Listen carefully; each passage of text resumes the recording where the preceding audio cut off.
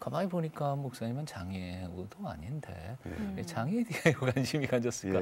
아마 조금 이따 나오겠죠. 또 예술인도 아니신 것 같은데 어떻게 또 예술하고 장애를 이렇게 묶었을까? 네. 궁금해져요. 네. 잘 풀어주시면 좋을 것 같습니다. 이제 기본적으로 제가 이제 예술을 즐기고요. 이제 뭐 예술적 감성이 이제 기본적으로 있었던 것 같고요. 그러면 이제 어릴 때 그 저희 아버님이 책방을 하셨어요. 그래서 책이 많았습니다. 그래서 이제 시골에서 거의 어떤 문화적인 혜택을 받지 못하고 그렇게 살았는데 그 이제 널려져 있는 이제 책을 통해서 굉장히 이제 문학적으로 제가 많이 깊이 빠져 들어갔었고 또 교회에 가면은 뭐 다 이제 피아노도 있고 또 뭐 교회 성가대 이런 걸 통해서 그 음악적인 그런 것들이 많이 충족이 됐던 것 같아요. 근데 처음엔 교회 가기 싫어하셨다면서요? 목사님이 교회 가기 싫어하셨다는 얘기 들으니까. 어렸을 때는 뭐 목사가 아니었으니까. 그렇죠. 어렸을 때 어떠셨어요? 그러니까 좀 이렇게 내성적이었고 또 혼자 놀기를 좋아했던 것 같아요. 또 굉장히 집이 가난했고 그래서 사람 많이 모인데 이건 별로 좋아하지 않았고 교회 가라 그러면 그 헌금 받아가지고 옆길로 새는 적이 많았죠. 저는 이제 그 뭐 시골에 살았기 때문에 혼자 이렇게 들이나 뭐 강 이런 데를 다니면서 이렇게 생활하는 걸 이제 좋아했습니다. 아니 헌금 받아가지고 옆길로 빠져서 회개는 하셨죠? 이제 그런 경험이 한 번 있었습니다. 그러니까 그 제가 그 잘 가는 강이 있었어요 혼자. 거기 이제 양섬이라고 하는데 그 섬 한 귀퉁에 이제 그 비루나무 숲이 아주 아름다운 게 있었고 그 여울목이라는 그 장소를 늘 이제 가서 혼자만의 장소가 그렇죠. 있으셨군요. 그러니까 주일날 전에 이제 미리 좀 도시락 조그만 거 싸놓고. 이야, 계획성이 있었어요. 그래서 그걸 이제 가지고 몰래 이제 헌금 받아가서 그건 뭐 다른 거 사 먹고.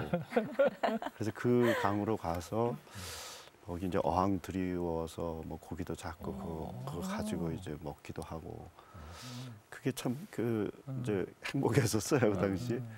근데 저희 교회 모교회가 그 종을 옛날엔 다 종을 쳤죠. 그렇죠. 근데 거의 4km 정도 떨어진 그런 강가였는데 그 종소리가 들리는 거예요 주일날. 마음이 굉장히 막 이게 불안해지고 뭐 어쩔 줄 모르겠더라고요.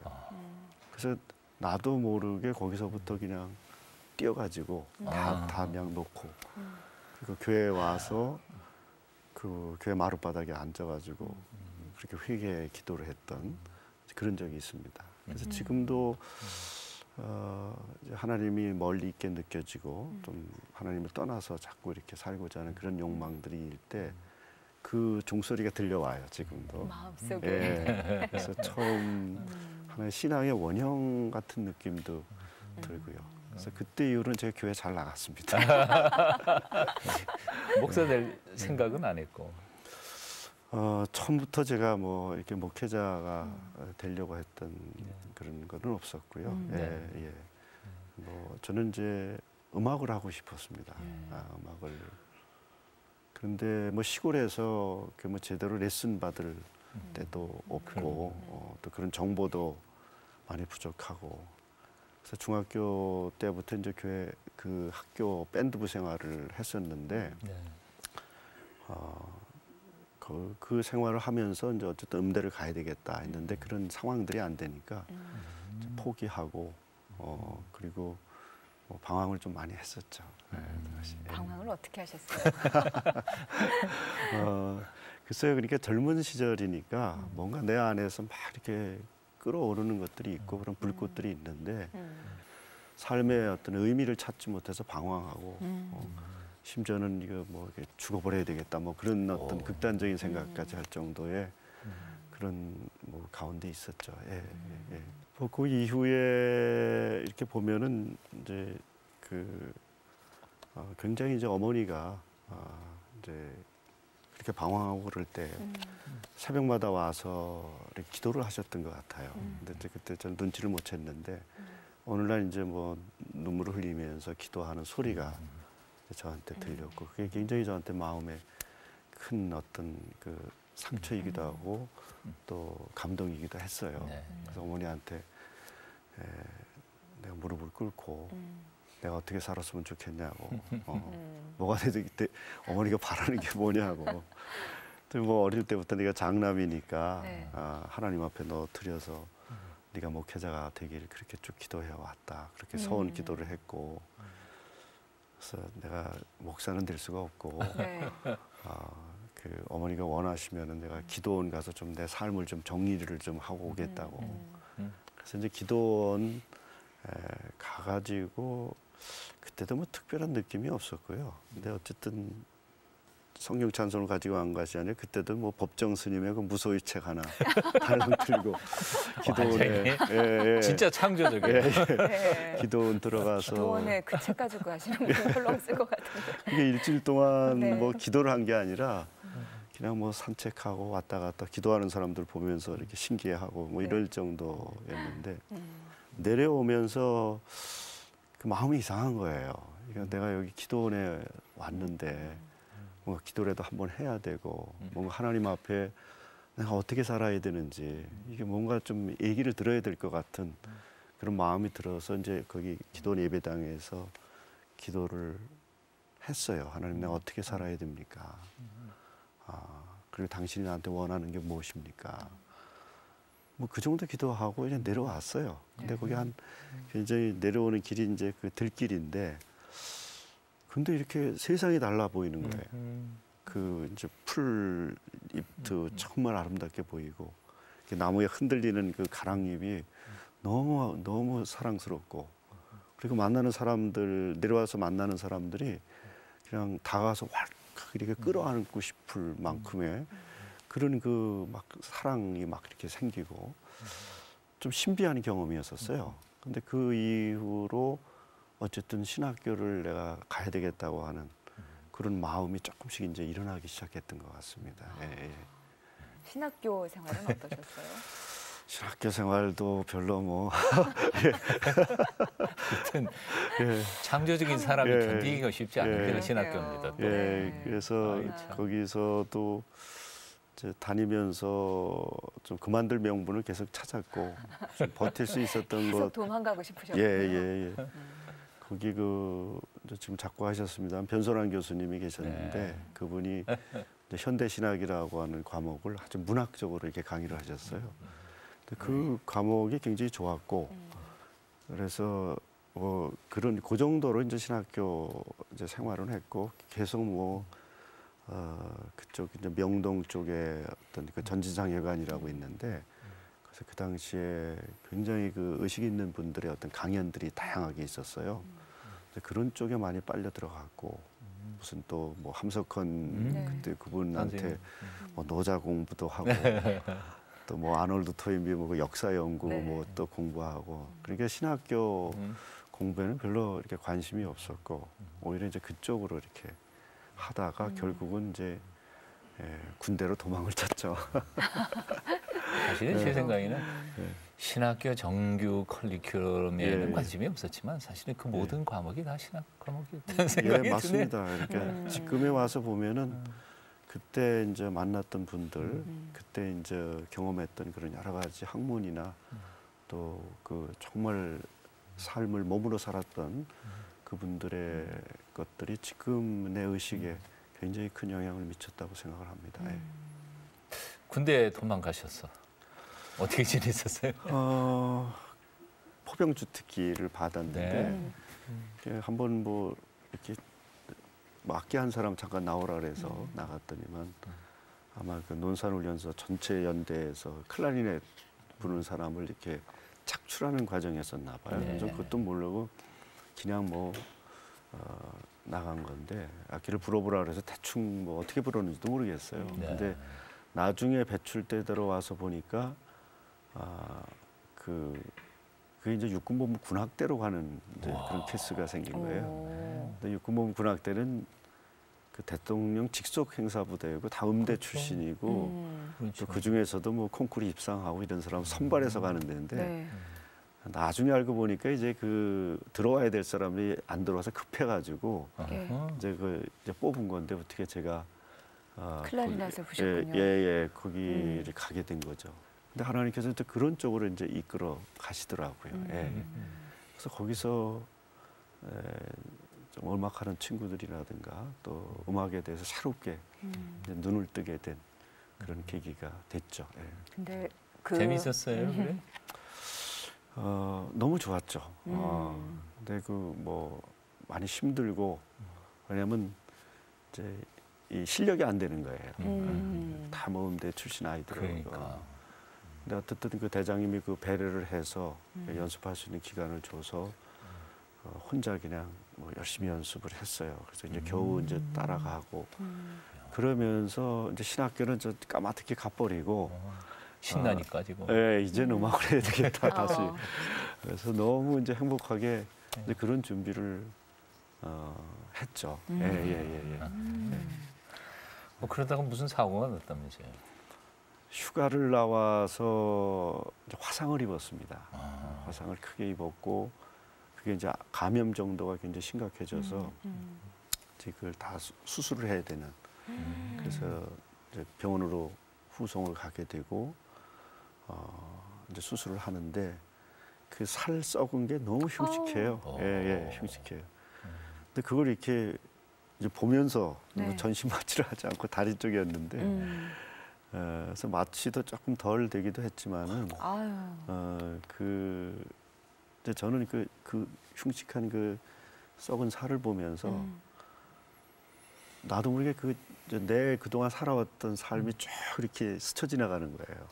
그러면서 내가 잘못 살았던 어떤 내 부분들, 또 내가 지은 죄들 이런 것들이 그 썩은 살에 그대로 이렇게 오버랩되는 거예요. 그래가지고 아프기도 했지만 사실 그냥 펑펑 울었어요. 그게 내 죄, 내 허물, 내 잘못 살아온 삶이 거기에 그대로 이렇게 하나님께서 보여주시는 듯한 그런 느낌을 가지고 병원에 있으면서 굉장히 많이 울고 회개하고 그리고 그동안 쭉 살아온 삶이 하나님께서 계속 이런 식으로 나를 이끄시고 나를 쓰려고 하셨는데 끝없이 이렇게 도망치고 내 마음대로 멋대로 살려고 했던 그런 것들이 그 병원에서 이렇게 하나님께서 보여주시고 그래서 다시 회개를 하고 다시 진짜 신학교를 좀 가야 되겠다. 이런 마음도 거기서 하나님께서 주신 것이죠. 근데 또 그 와중에서 오음이 걸렸어요. 병원에서 오음. 오음이라는 병원에서 오음 그 피부병인데 세상에 그게 너무 심해서 병원 약 가지고는 좀 잘 듣지도 않고 그래서 그 청계천 가가지고 오음 잘 듣는 뭐 약이 있다 그래서 그걸 좀 구해다가 그걸 물에 타서 이렇게 좀 발라야 되는데 원액을 그냥 들이붓어요. 그러니까 부작용이 나가지고 온 몸에 막 그냥 진물이 막 나고 굉장히 좀 심각한 그런 너무 가렵고 그래서 욥이 그 막 기왓장 쪽으로 긁었다는 게 실감이 나면서 욥기를 거기서 읽게 됐어요 제가. 그래서 그 욥의 어떤 그 고난의 영성 그리고 그 좀 어떤 조건이 아니라 그럼에도 불구하고 끝까지 그 신앙을 지켜나가는 그 부분에 대해서 욥에 대해서 은혜를 많이 받았죠. 그리고 나서 이제 자대에 오니까 악기가 싫어지는 거예요. 정말 악기가 너무 좋아서 그냥 품에 안고 잘 정도로 그랬는데 그게 싫어지고 그리고 제대가 얼마 안 남았을 그런 때였기 때문에 이거 가지고 나가서 하나님의 음악을 해야 되겠다. 그래서 신학교 다시 복학하면서 그래서 거기서 뭐 인재들이 많으니까 뭐 작곡, 화성악, 뭐 피아노, 뭐 지휘, 또 국악까지 뭐 그렇게 그 친구들한테 레슨 받고 그래서 거의 뭐 음대 수준의 레슨을 받았다고 저는 생각을 합니다. 하나님의 섭리가 놀라워요. 돈 한 푼 안 들이고 그냥 군대에서 다 음악 교육 다 받으시고 그렇게 하나님께서 인도해 주셨죠. 다시 돌아오셨을 때는 그러면 군대 가기 전에 신학교 다니던 것과는 좀 많이 달라졌겠어요. 일단 그 들어와 가지고 많이 달라졌죠. 많이 달라지고 이제 구체적으로 이제 어떤 앞으로의 목회를 어떻게 해야 되겠다. 저는 사실 농촌 목회를 하고 싶었습니다.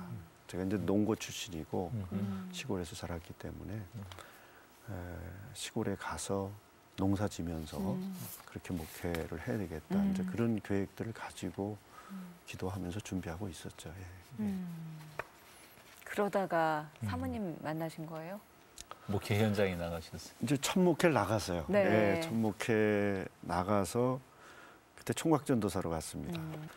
산업화되면서 농촌이 막 무너지고 네. 동네 뭐 농약 먹고 자살하는 사람도 있고 그러니까 그 20대 후반의 젊은 전도사가 가서 그게 감당이 안 되는 겁니다. 그래서 너무 아프고 막 그래서 하나님 앞에 정말 나는 아무것도 할 수 없습니다. 울부짖어 기도할 때도 있었고 또 시국이 그때 당시에 이제 군부 독재였던 시절이었기 때문에 또 그것에 대한 또 이 사회 문제에 대한 그 부담들이 굉장히 컸고 굉장히 어떤 고민을 많이 했었죠.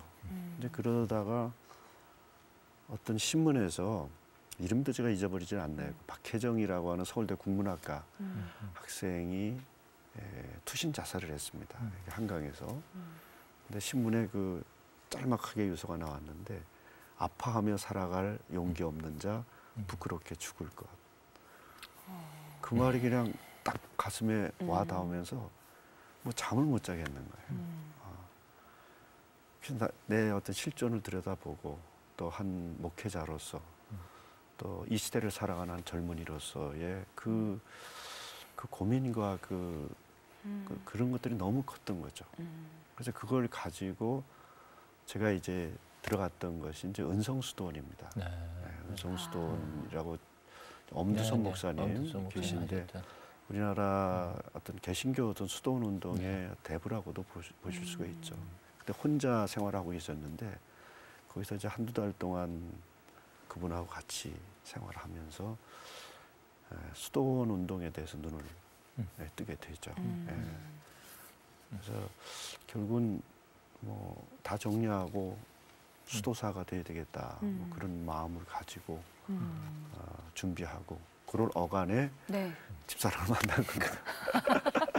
갈등되셨겠네요. 예, 그래서 구주이시오. 예, 그 당시 제 아내는 뭐 이제 독일로 유학을 가려고 준비 중에 있었고 네. 이제 저는 뭐 결혼은 전혀 생각을 할 수가 없었던 상황이가 이제 그 수도원에 들어가야 되겠다 그런 마음을 가지고 있었던 차에 뭐 그냥 한 두세 번 만났는데 네. 뭐 전혀 예상치 않은 일이 벌어지고 그것도 그래서 하나님 마음대로 예. 시기가 참 애매했네요. 그러니까 서로 힘들었죠. 서로 큰 것을 포기해야 사랑 때문에 포기해야 된다는 일이 집안 어떤 반대들도 심했고 근데 어쨌든 서로 포기하고 한 3개월 만에 결혼을 했습니다. 대단하다. 그걸 다 포기하고 사랑을 선택하실 만큼 뜨겁게 사랑하셨나 봐요. 지나고 보면은 네. 정말 하나님의 은혜죠. 그것도. 장애인의 문화 예술을 통해서 이 세상을 치유하고 이제 변혁시키겠다는 바울도 그런 얘기를 합니다만은 그 가장 그 지체 중에 연약한 것이 가장 요긴하고 가장 소중한 것이다. 장애인 문화가 중심이 된 하나님 나라 운동을 펼쳐나가는 것이 제 어떤 비전이기 때문에